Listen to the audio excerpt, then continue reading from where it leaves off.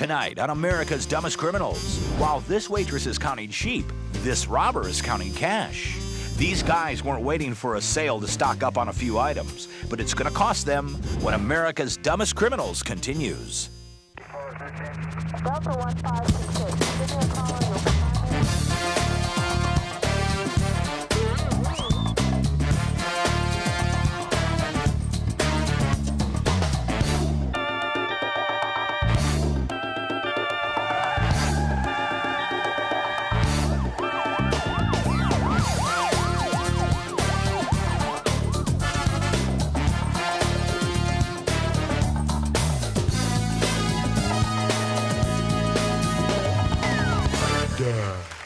Now, welcome your host for America's Dumbest Criminals, Daniel Butler and Debbie Allen.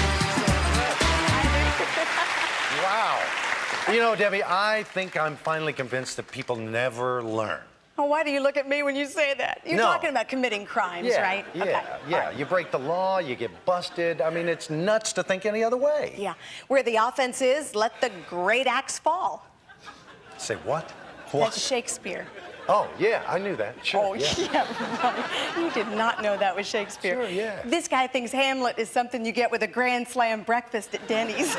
Well, yeah, with the chopped ham and onions, yeah. It's like a Western omelet. I guess that's probably as close as we're going to get to a smooth segue to our first story. It involves a surveillance camera showing a waitress fast asleep while a thief pulls a fast one.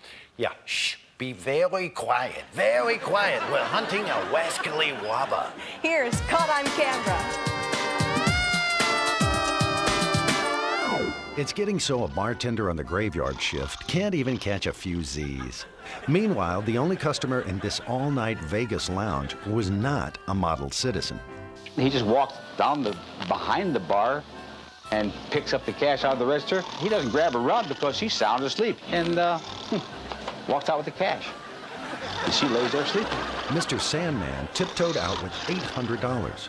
When his victims are conscious, he has to go to a little more trouble, impersonating an officer. He would gain their confidence by using such methods as pretending to make a phone call, to wake up a judge, to ask a judge to issue a search warrant on a case that he was currently working. At this establishment, the imposter punctured a water pipe, then told the bartender there was a flood in the men's room. Flood, you know, and so, I mean, here I'm thinking the man is a highway patrolman. I mean, you know, and I'm alone. I think, well, this is fine. I'll go back and check it out. The crook got away with $300, but he left behind his bogus business card. We contacted that highway patrolman and asked him who fit this particular description that he might have given a card to. Jackpot! The trooper had arrested the guy 2 months earlier and had given the guy his card. The criminal was positively identified by several witnesses. It is not known whether the bartender woke up to testify. I never trust business cards. No, you shouldn't. No. Hey, I bet this next crook wishes that he'd never been born. Yeah, well, of course, but if that was the case, he wouldn't have had anything to write his stick-up note on. That's Come true. on. Here's another case of a guy who's not going anywhere because of his poor choice of stationery.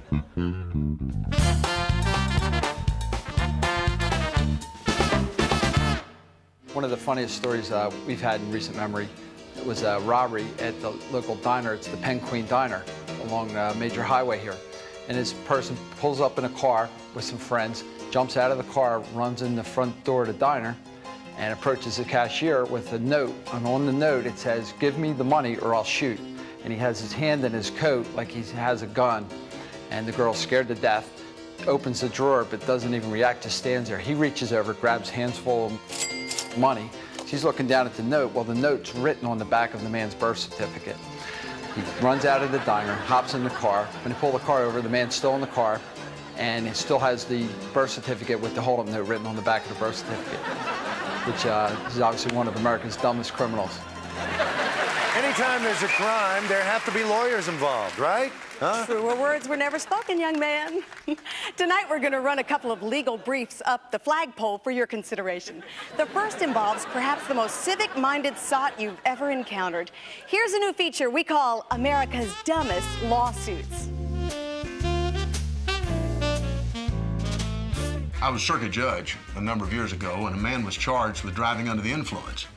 His story was that he was standing on the corner and minding his own business, drunk, but minding his own business, when a runaway car came down the street without a driver and obviously endangering the life and limb of everybody around. And so being the good citizen that he was, he risked his own life as well as his probation and ran and jumped in the car and brought it to a safe halt. And then lo and behold, a police officer came up and arrested him for driving under the influence. It just goes to show you, no good deed ever goes unpunished. And speaking of dumb lawsuits, a woman with a fertile mind and other fertile parts sued a manufacturer of contraceptive jelly, claiming that its product failed to do its job. She stated, with no awareness of her naivete, that she ate the jelly on her toast faithfully for 2 weeks before sexual involvement and still managed to become pregnant. As you might guess, she did not win her case. Talk about a story that leaves a bad taste in your mouth, huh? Okay, here's one more dumb lawsuit. In one case, the plaintiff was suing the national television networks, the CIA, and a particular judge. Suing the CIA because they were stealing his thoughts, watching him with their satellite technology, watching his moves, his mannerisms, taking his thoughts, and selling them to the national television networks, who were giving his thoughts and the way he acted to newscasters, television anchors, national commercials, sitcom characters, and making money off of it. He was suing the particular judge because the judge had dismissed his previous case against the national networks and the CIA.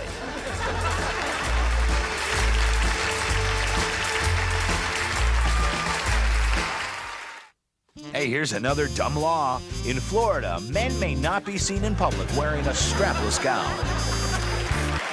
Boy, I bet that really puts a crimp on fashion in South Beach, huh? All right, well, I think we thought about that enough. You know, it's hard to find good help these days, but we've learned of a man who'll go to great lengths just to get work.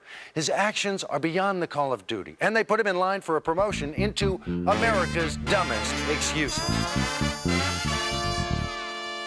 My partner and I were on patrol early one morning, and he observed a vehicle parked in a local restaurant parking lot, which he recognized as one that had been stolen.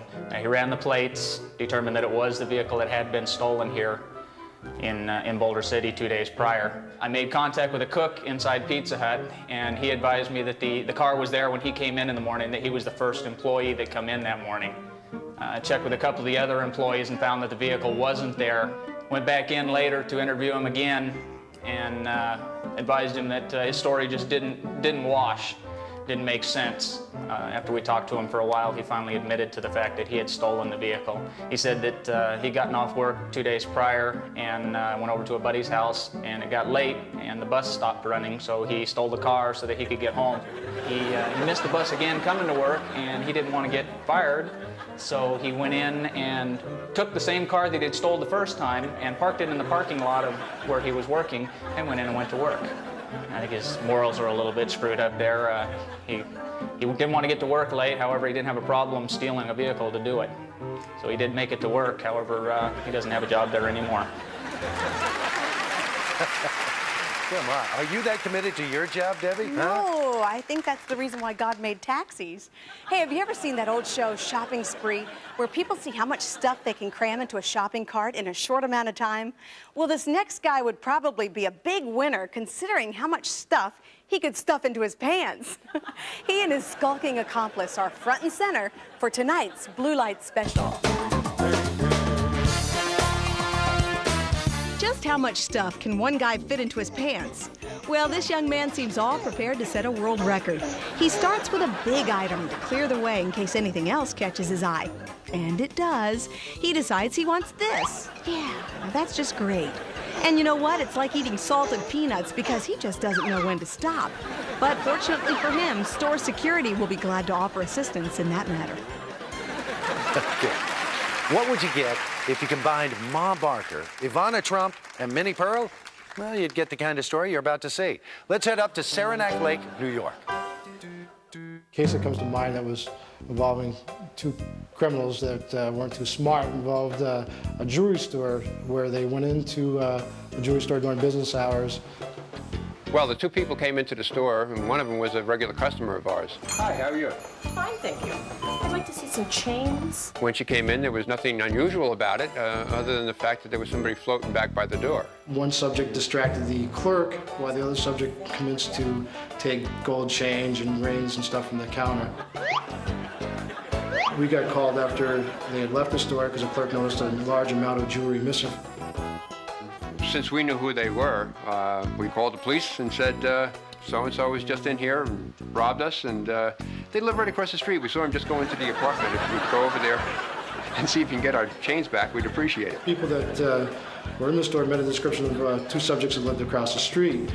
On the way across the street, we noticed a female subject walking into her apartment building, started talking to her, and while I was talking to her, I noticed that she had large amounts of gold chains and earrings and rings on her body. Where did you get all the chains around your neck? That young man right there, they were gifts. The funniest part about this was all the stuff that she had just taken. She forgot to take the price tags off it, and the price tags from the jewelry store were still hanging on the jewelry.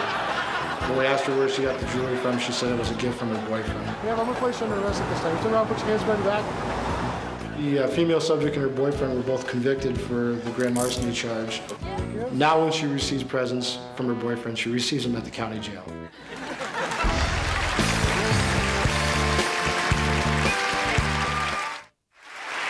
Coming up later, a guy who should have thunk about the pot in his trunk, but now with news that requires you to pole vault across the credibility gap.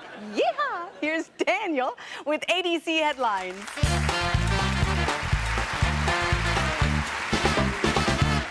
An opportunist in Memphis robbed a flower shop of $40, then called the police to report himself, believing that he could cash in on their program to give a $1,000 reward to citizens for turning in a crook. No, I don't think so, bucko. A 71-year-old lady in Carlsbad, New Mexico, bashed a swindler selling bogus magazine subscriptions to her 89-year-old mother. When she realized a con was being perpetrated, she attempted to call the police, but the man repeatedly hung up the phone. Incensed, she picked up the phone and hit the con artist in the face with such force that, according to her statement, the dial went one way and the receiver went the other. At that, he left very quickly. And here's another story from New Mexico, this time Santa Fe. A man protested being charged with driving while intoxicated. Yes, he admitted that he had consumed 10 beers. And yes, he was mowing weeds along the road on his tractor when he unwittingly plowed down a fence, dragging it and a mailbox behind him. But he argued that the tractor was technically not a vehicle, and therefore he should not be charged. Of course, he lost that one. And that closes the file on ADC Headline News, whipped from somewhere back of your local newspaper. Debbie? If this man in San Diego wanted to avoid drawing attention to himself, he should have just remained calm. But he knew he'd been drinking too much and that he probably shouldn't be driving, and he thought the police might be onto him. I suppose he was so busy having a panic attack that he forgot to pay attention to steering the car. We'll let the officer explain. I just got off a freeway off-ramp and I see this car come out of a parking lot and get onto the street and going the direction that I'm going to be going. So when my light turns green, I pull in behind him. Well, he goes down about 2 blocks, gets in a left-hand turn lane, and I figure, oh, well, he's doing okay so far. If he does all right in this turn into this residential area, I'll just get back on the freeway. Well, I see the guy reach up for the rearview mirror. And all of a sudden, he sees me in the rearview mirror. Big old look comes up on his eyes. That deer in the headlights kind of look, and he's seen us. And oh, geez. So light turns green. He turns left, runs right into a telephone pole. Well, we pull up. Fortunately, he's not hurt. I say, hey, buddy, what happened here? He said, well, I just saw you, and I didn't know what to do. I said, well, you know, what's the problem? He says, well, I've been drinking. Not only am I not supposed to be drinking, I'm not even supposed to be in a bar. I'm on probation. I said, what do you mean? He says, I just spent 6 months in the local jail and only got out 2 weeks ago. And I said, well, but we have to take you to jail. You've had too much to drink. He says, well, don't take me to the City of Industry jail. And I said, why not? He says, that's the one I just got out of 2 weeks ago. I just spent 6 months there. I said, oh, I'm sorry. that's the jail we got to go to. Well, we walk into the jail, and the deputy in there turns around and looks and says, Charlie, what are you doing here? He says, hi, deputy, I'm back again. He says, what happened? He says, you know the reason. He says, oh, geez. And he walks him off, comes back to me and says, hey, I mean, I hate to see this kid back in here. He's a pretty good kid, but obviously he's got a drinking problem. But this was the best car washer we've ever had. We're happy to have him back. So what's happening now? He's spending the next 18 months washing cars in the City of Industry jail. Hey, here's another marijuana story for you. This one from Stillwater, Oklahoma.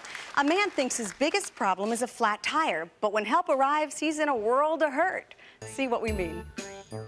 About a year ago, I was on routine patrol, and a vehicle passed my unit, and as the vehicle passed, I noticed it had a flat tire. A guy was driving on a flat tire. So I turned around and pulled him over. He hopped out and was all upset and excited that he couldn't get the spare onto his car. He didn't know how to take his hubcap off. So I went and looked at his car and saw that it's a hubcap that needed a key to take it off. Told him to look in his glove box, the key would probably be in there. He went and did it and found it and took his hubcap off. So I went to leave to go on about my business. He asked me, will you change my tire, man? Change my tire for me. It's like, no, I'm not gonna change your tire for you, I'm leaving. So I went to get in my car and he just kept begging, please change my tire. I said, I'll help you, I'll teach you how to do it. So he goes, all right. So I go back up there and I tell him to get the spare out of his car. And he gets a spare out the trunk. As he gets a spare out, he goes, well, right over there in the corner of the trunk on the right-hand side, there's a tool. Let's get those tools for me. So I went ahead and got the tools out for him. And as I reached into the compartment that he showed me, I pulled out 4 bags of marijuana individually packaged for sale. I took them out and I walked up to him. I said, well, what's this? He goes, well, that's oregano, man. I said, oregano? He goes, yeah, I sell it to the high school kids as dope. So I opened up one of the bags and smelled it and knew it to be marijuana and placed him under arrest at that time for possession with intent to distribute.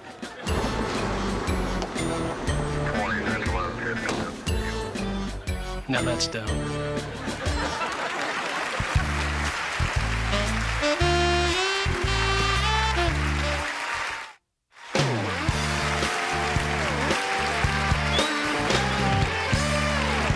The movies are filled with famous tough guy statements like, go ahead, make my day, and you feel lucky. Hey, you do that quite well. Well, no. The officer you're about to meet, though, coins a phrase that wasn't just quotable, it was highly effective. Mm-hmm. Witness with us one of the most stupendous self-arrests of all time. And believe me, folks, we're not making this up.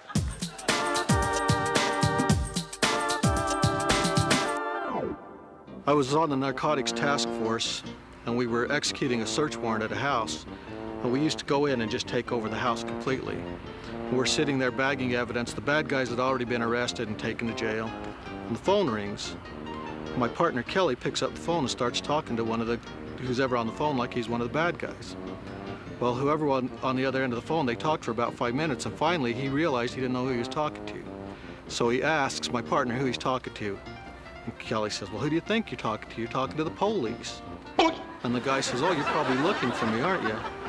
And Kelly says, yeah. So why don't you reach in your back pocket and grab a piece of your butt and run down to jail and turn it in? And then the guy hangs up and we all had a good laugh. Well, about 30 minutes later, we get a call to call down to the jail. So Kelly calls down to the jail, and the person he's talking to at the jail tells him that some guy comes in to give himself up because Kelly had told him to, and they didn't have any warrants or anything on him. They wanted to know what to do with this guy. We didn't know who he was or anything. So Kelly told him, well, interview him, and if he admits to anything, arrest him. We didn't really think this guy would do it. I mean, talk about your dumb criminal. He actually goes down to the jail and gives himself up. Okay. Well, it's about time for us to grab our own bottoms and get out of here. Thank you for cleaning that up. And thank you for riding along with us. You mean my bottom? And thanks to the police officers who helped make tonight's show possible. Hopefully that went zing. Law enforcement officers have a tough job consistently dealing with people who make a lot of choices that are not so smart. We thank them for all they do. Next week, we'll be back with more good consequences for bad deeds. And if you've got a lead on a story, or you just can't wait till next week for more state-of-the-art stupidity, visit our website. You can find us at www.dumbcrimes.com. As always, we hope that we've all learned from others' mistakes. But if you haven't, we just might see you next week on America's Dumbest Criminals. Bye-bye.